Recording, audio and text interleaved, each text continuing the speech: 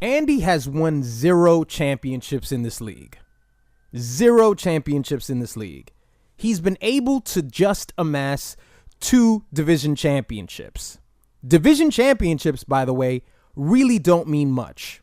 At top of that list is Orlando and Jay, both tied with 3. After that is Joe with 2, Dro with 2, Team Bundy with 2, Ed with 1, and Eric with 1. Andy hasn't done many things in this league, but what he has done is he's affected the culture. Sometimes impact is a lot more important than quantity. What has Andy affected and what has he influenced over this league?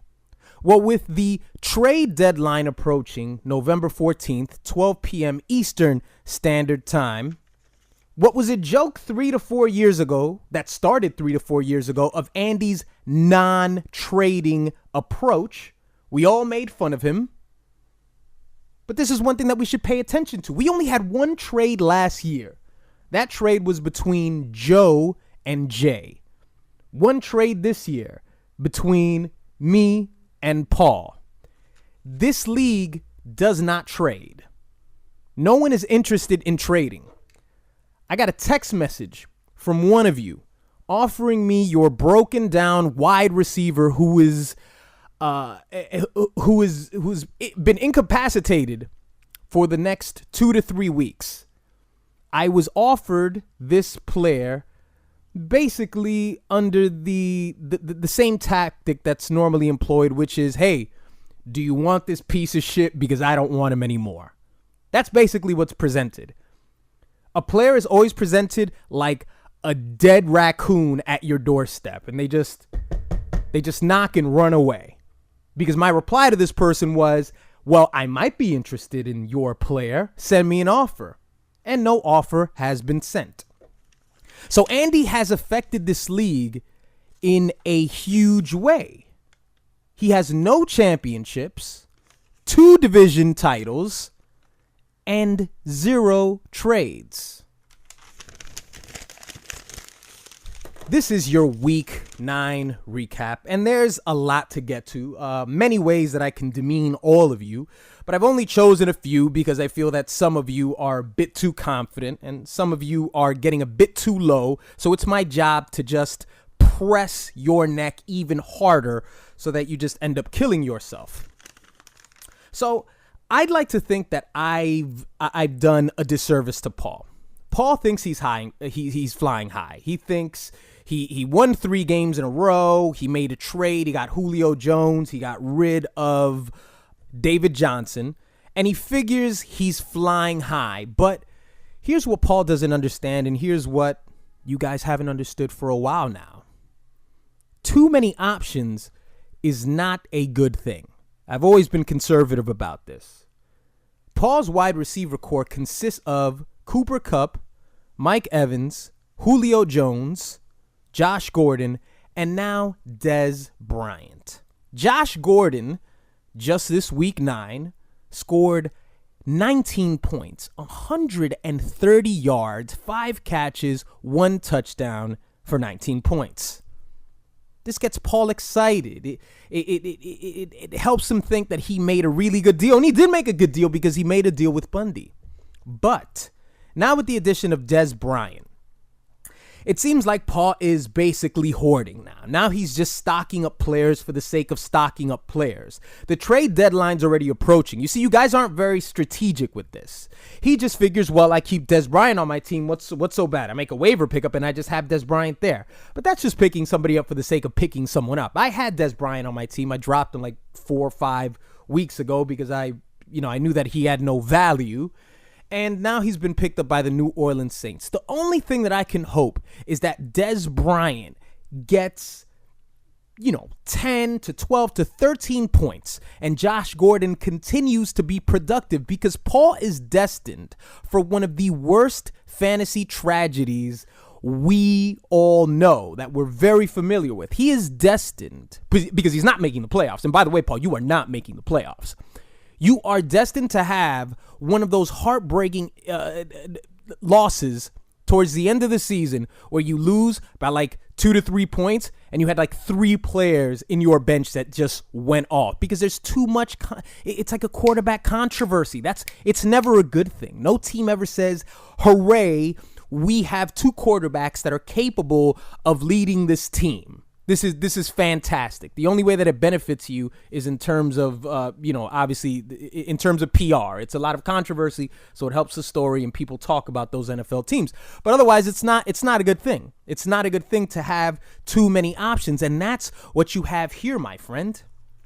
Speaking of teams that lost by 2 points because of poor managerial decisions, I'll give you an example of that this week because most fantasy losses come by way of chance. You know, you lost 20 points to somebody. What are you going to do? You just walk away, you take it like a man, and you shut the fuck up.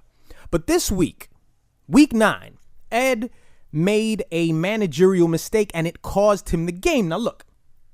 Of course, Ed's going to hear this and Ed's going to be like, hey, look, my team's my team. And whatever decisions I make, those are the decisions that I make. Ed already thinks he lost. Like, Ed already thinks his season is over. So this is basically the loser mentality. What you had a couple weeks ago when we faced each other the first week, and you guys will all remember that Ed put up a video in the chat like, hey, it's over. I got 2 guys that are going off now. You see how Ed was very confident, but now since his team is in the bottom, now he doesn't say anything, and this is pretty much how it works. But he made a huge mistake because if I asked you all if you had any defense, all right, it doesn't even matter the defense that he had. He had the Rams defense. If I told you that you had any defense and it was going up against the New Orleans Saints, would you play that team? Your answer would be, fuck no. That's exactly what Ed did. He lost by 2 points and he gave up -5 with his Rams defense to the Saints. There's no excuse. You never play the Saints. Never play against the Saints. That's just... It's just a given. You know, you've got so many other options, you know, where you'd be happy to walk away with 2 points rather than go up against the Saints defense. It's like it's a no-brainer. But that's exactly what's going to happen to Paul. That's going to happen to Paul, but just in a different way. It's going to be a very important game for Paul, and he's going to think he's got it all figured out because this guy scored 13 points and this guy did this, so he's going to rearrange his lineup, and then he's going to leave so many points on the bench, and I love it.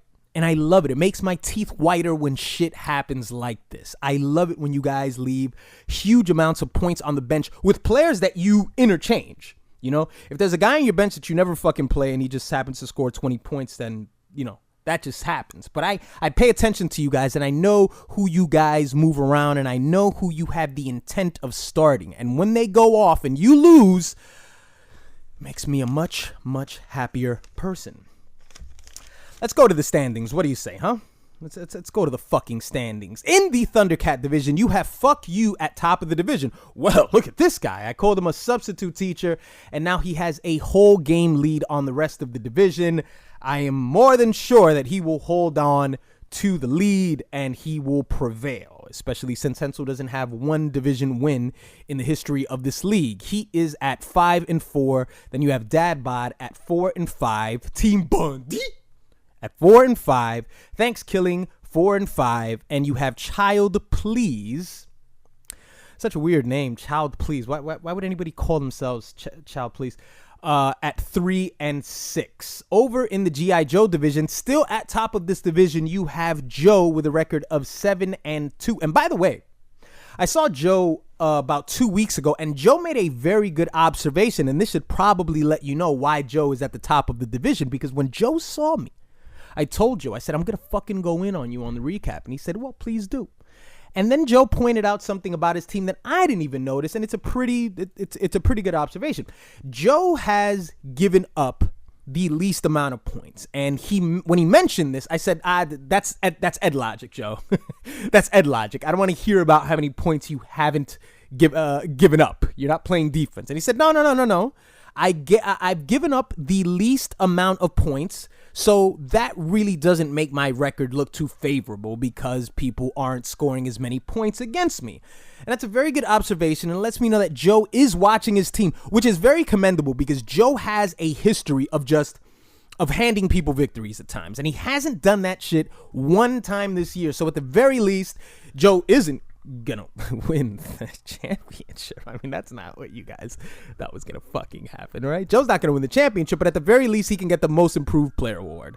You know, we can definitely give Joe that. Or if Hensel ends up winning his the division, we can give Hensel the most improved player award. Remember, division victories don't ensure championships. Orlando has 3. He only has 1 championship. Orlando won that championship in 2011. All right. It's been a very long time since Orlando won a championship. And he has 3. Jay has 3, as I told you. Then you have a bunch of 2s, then 1s.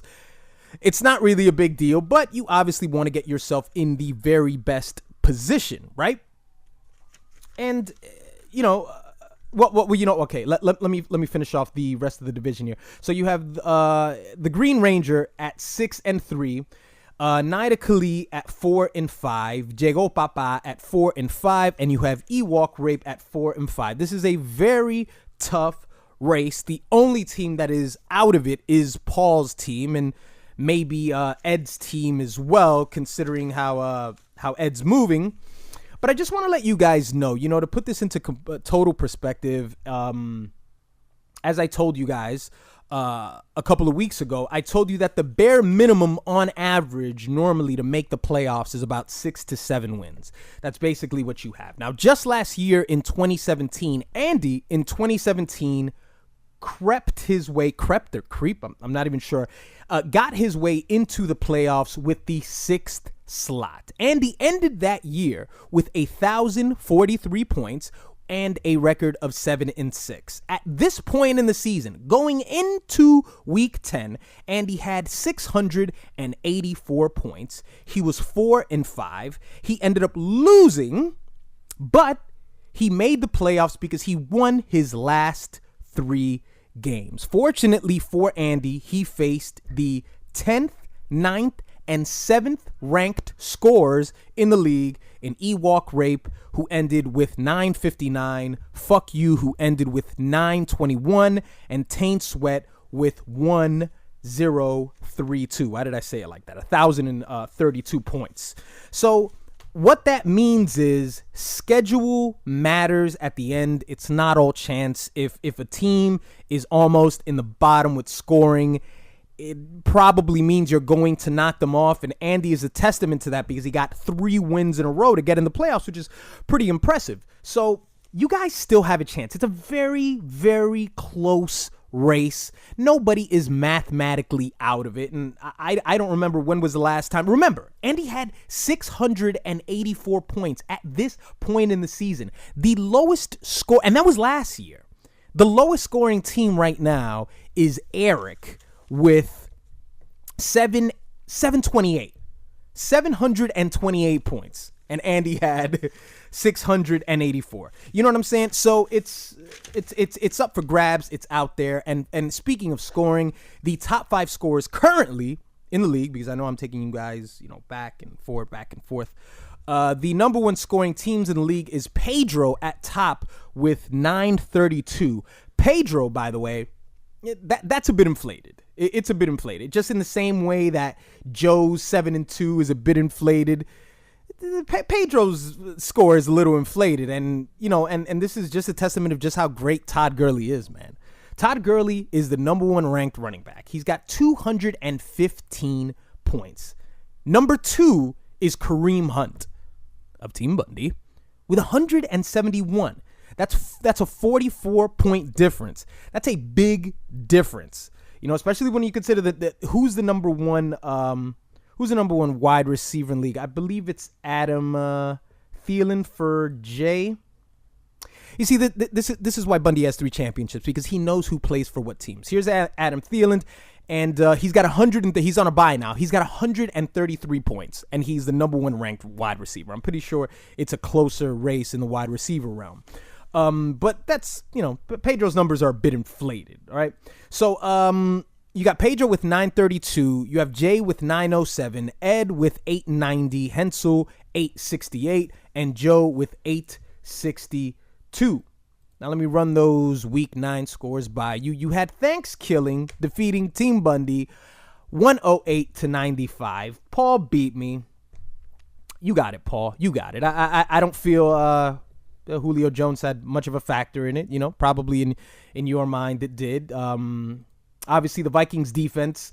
As I normally say, your defense scores 22 points. You're not losing to anybody. Even though I won a couple weeks ago when somebody had scored that margin against me, but 22 points from your defense, 14 points from Cooper Kupp, 26 points from Christian McCaffrey will get the job done. Only 6 points from Kirk Cousins because he's a piece of shit and a woman beater. I'm only kidding. I don't know if he beats women. Child Please. Losing, as I said, to Dad Bod, 78-80, a total moronic decision to play.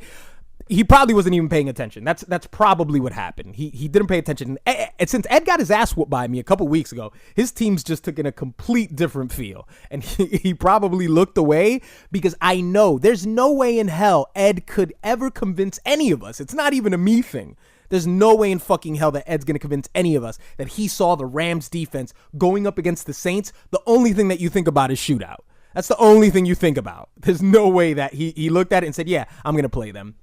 Fuck you with the highest scoring point total of the week, 127, defeating Pineapple Jugglers 127-82. You had Ewok Rape defeating Jego Papa 86-70. And to round out the scores, we had 117-108. The Green Rangers defeating Nida Kali. Now, these Week 10 matchups, very big matchups. Team Bundy versus Nida Kali. You have Fuck You going up against Thanksgiving. Child Please versus the Green Ranger. Dad Bod going up against Ewok Rape. Jego Papa and the Pineapple Jugglers to end the week's games. By the way, if we started the playoffs, that speech is just never gonna not be relevant. It's never gonna not be relevant. Just that moment when Jim Moore just goes, "What's that?" It's playoffs. You kidding me? I just hope we can win the game. Yeah. That's just always gonna go down as a classic. I wouldn't even consider it a shame that that's what he's going to be remembered for. I think before that, Jim Mora, I think he coach the Saints or something? I don't know, man, but that's always gonna go down as just one of the greatest moments in sports history. If the playoffs started today, you would have Pineapple Jugglers and Fuck You both going into buys with division victories. You'd have Dad Bod going up against Nida Kali, Team Bundy going up against the Green Ranger, and sitting outside of the big house would be Child Please, Ewok Rape, Thanksgiving, and worst of all, Andy. God. So that was your Week 9 recap. And as always, may your quarterbacks get hurt before they leave the locker room. May your wide receivers, oh no, I totally fucked that up. May your running backs pull their hamstrings, and may your wide receivers get arrested for marijuana possession. Go fuck yourselves, and fuck Des Bryant.